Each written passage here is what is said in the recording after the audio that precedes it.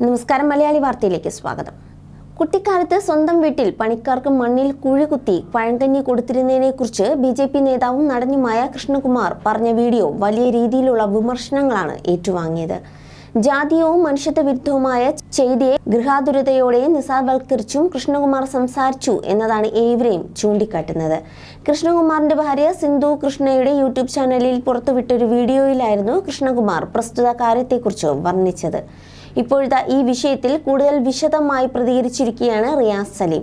ഇൻസ്റ്റാഗ്രാമിൽ പങ്കുവച്ച വീഡിയോയിലൂടെയായിരുന്നു റിയാസ് കൃഷ്ണകുമാറിനെതിരെ തുറന്നടിക്കുന്നത്. കൂടാതെ കൃഷ്ണകുമാറിന്റെ ഇളയ മകൾ ഹൻസികയെ ഹോമോഫോബിക്കായി താൻ ചിത്രീകരിച്ചുവെന്ന അഹാന കൃഷ്ണയുടെ ആരോപണത്തിനും റിയാസ് സലീം മറുപടി നൽകുന്നുണ്ട്. 2024 ആകാൻ പോവുകയാണ്. ഇപ്പോഴും ഇങ്ങനെ ഒരു വീഡിയോ ചെയ്യേണ്ടി വരുന്നതിൽ എനിക്ക് നാണക്കേടുണ്ട് എന്ന് പറഞ്ഞാണ് റിയാസ് സംസാരിച്ചു തുടങ്ങുന്നത്. പിന്നാലെ കൃഷ്ണകുമാറിന്റെ വീഡിയോ കാണിക്കുകയും ചെയ്യുന്നുണ്ട്. എന്തൊരു കൊതിയനാണല്ലേ! അദ്ദേഹത്തിന്റെ ഭാര്യ തന്നെയാണ് ഈ വീഡിയോ പോസ്റ്റ് ചെയ്തിരിക്കുന്നത്. കൃഷ്ണ സയൻസ് യൂട്യൂബിൽ തകർക്കുകയാണ്. 2 ദിവസം മുമ്പ് ഞാനിത് തുറന്ന് കാണിച്ചിരുന്നു. അപ്പോൾ ചിലർ പറഞ്ഞത് അത് ചരിത്രമാണ്, അയാൾ തന്റെ നൊസ്റ്റാൾജിക് ഓർമ്മ പങ്കുവയ്ക്കുക മാത്രമാണ് എന്നൊക്കെയാണ്. നിങ്ങളുടെ ചെവി വൃത്തിയാക്കണം, മനസ്സ് ക്ലിയർ ആക്കണം. എന്നിട്ട് നിങ്ങളുടെ ശ്രദ്ധ പഴങ്കഞ്ഞിയിൽ നിന്നും മൺകുഴിയിലേക്ക് മാറ്റണം. അതേക്കുറിച്ചാണ് ഞാൻ സംസാരിക്കുന്നത്. ഈ സവർണ കുടുംബത്തിൽ പാത്രങ്ങൾ ഉണ്ടായിട്ടും മൺകുഴിയെടുത്ത് അതിൽ കഞ്ഞി ഒഴിച്ചു കൊടുക്കുകയാണ്. അത് തൊട്ടുകൂടായ്മയാണ്, നിങ്ങൾക്കറിയാമായിരിക്കും. ഇന്നും ഒരുപാട് പേർ ജാതീയതയും ജെൻഡറും ഒന്നും കാര്യമാക്കുന്നതേ ഇല്ല എന്നും റിയാസ് പറയുന്നു. ശാക്തീകരിക്കപ്പെടുന്നതിന് പകരം ഇന്ന് ആളുകൾ സൈക്കോപാത്തുകളാകാനാണ് ശ്രമിക്കുന്നത്. താഴ്ന്ന ജാതിക്കാർ എന്ന് മുദ്ര കുത്തപ്പെട്ട മനുഷ്യർക്ക് വഴി നടക്കാനോ വിദ്യാഭ്യാസത്തിനോ സ്ത്രീകൾക്ക് മാറുമറയ്ക്കാനോ അവകാശങ്ങൾ ഉണ്ടായിരുന്നില്ല.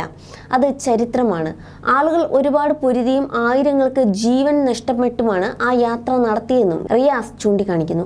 ഇന്നത്തെ കാലത്ത് വന്നിരുന്ന ജാതീയതയും തൊട്ടുകൂടായ്മയും ഗ്ലോറിഫൈ ചെയ്യുന്നതും റൊമാൻറ്റിസൈസ് ചെയ്യുന്നതും യൂട്യൂബ് കണ്ടന്റ് ആക്കാനും സാധിക്കുന്നത് അറപ്പുളവാക്കുന്നതാണ്. അത് മനസ്സിലാക്കാത്തവരോട് പറയാനുള്ളത്, നിങ്ങൾക്ക് മറ്റുള്ളവരുടെ വേദനകളോട് അനുകമ്പ തോന്നുന്നില്ലെങ്കിൽ നിങ്ങൾ കണ്ടന്റ് ഉണ്ടാക്കുന്നത് പണത്തിനും പ്രശസ്തിക്കും വേണ്ടി മാത്രമാണ്. നിങ്ങളുടെ സാമൂഹിക ഉത്തരവാദിത്വം 0. നിങ്ങൾ വളരെ മോശം വ്യക്തിയാണെന്നും റിയാസ് പറയുന്നു. 2024 ആകാൻ പോകുന്നു, എന്നിട്ടും പറയുകയാണ് ജാതീയത അപ്രസക്തമാണെന്ന്. ഞാൻ പഠിച്ച സ്കൂളിലും കോളേജിലും റിസർവേഷൻ കിട്ടിയ കുട്ടികളെ പുച്ഛിക്കുന്നത് കണ്ടിട്ടുണ്ട്. അതിനാൽ എങ്ങനെയാണ് നിങ്ങൾക്കിത് അപ്രസക്തമാണെന്ന് ചിന്തിക്കാൻ സാധിക്കുക എന്നും അദ്ദേഹം പറയുകയാണ്. പിന്നാലെയാണ് ഹൻസികയ്ക്കെതിരായ പ്രസ്താവനയെക്കുറിച്ച് റിയാസ് സംസാരിക്കുന്നത്. ഞാനത് കേട്ടത് തെറ്റായി പോയതാണ്, എനിക്ക് തെറ്റുപറ്റിയതാണെന്ന് മനസ്സിലായതും മിനിറ്റുകൾക്കുള്ളിൽ തന്നെ ഞാൻ ആ സ്റ്റോറി ഡിലീറ്റ് ചെയ്തിട്ടുണ്ട്. ഇപ്പോൾ അഹാന പറയുന്നത് എൻ്റെ 18 വയസ്സുകാരിയായ സഹോദരിയെ നിനക്ക് എങ്ങനെ ബുള്ളി ചെയ്യാൻ സാധിക്കുന്നു എന്നാണ്. എനിക്കറിയാം, ശരിക്കും അത് ഞാൻ ജാതീയതയെ ചോദ്യം ചെയ്ത സ്റ്റോറിയോടുള്ള നീരസമാണെന്ന്. ഇത് ഞാൻ തെറ്റായി കേട്ടതാണ്, അതിനാൽ ഉടനെ ഡിലീറ്റ് ചെയ്യുകയും ചെയ്തുവെന്നും റിയാസ് വ്യക്തമാക്കി.